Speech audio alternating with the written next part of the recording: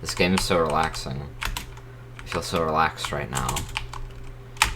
Any minute now, I'm just gonna start meditating involuntarily. Just I have no control and feel so relaxed. Stonefly is a relaxing action-adventure game where you play as Annika, a girl in a world where humans are smaller than insects. You soar through each level with your bug mech that she controls. It has a story about self-discovery and belonging. The controls are great and very versatile. You can jump, dash, and glide. You can walk on the ground, but the game encourages you to stay airborne and touch the ground every once in a while. All of these moves are very satisfying and feel very natural to do. You will find these moves hard to use in conjunction with one another at first, but the game teaches you the controls well, and it has a steady learning curve. The game has very unique levels. Each level is a beautiful new area, and the more you play, the more unique enemies that you will encounter. The art style is amazing. It is inspired by the work of mid-century modern illustrator Charlie Harper and other artists. Much of the game's art is painted. They tried to make the game look like a painting, and they did a great job of this. A good chunk of the game is looking for resources to upgrade your mech, but getting resources is a nuisance. The most efficient way I have found to do that is to locate the alpha aphid and get resources from it. But to do that, you have to go back into a level and look for blue tracking flies. You have to follow these flies to find clues.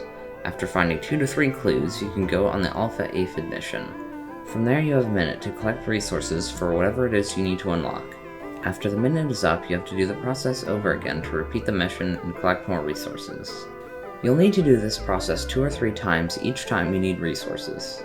This is very time consuming. I'm spending too much time on this game wandering around for tracking flies and then following the tracking flies for long distances.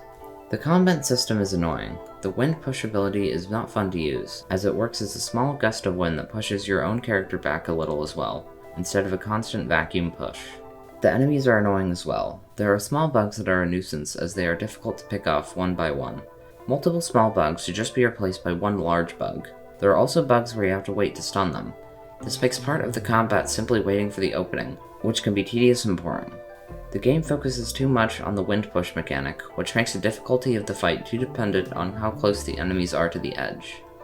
It would have been better if you could just fight them normally. Some upgrades make the combat system more convoluted instead of building upon what you already have. They give you a new tool to defeat the bugs. If this was a slow strategy game, that would be fine, but in Stonefly, often the only time you are safe is when you are hiding in a bubble.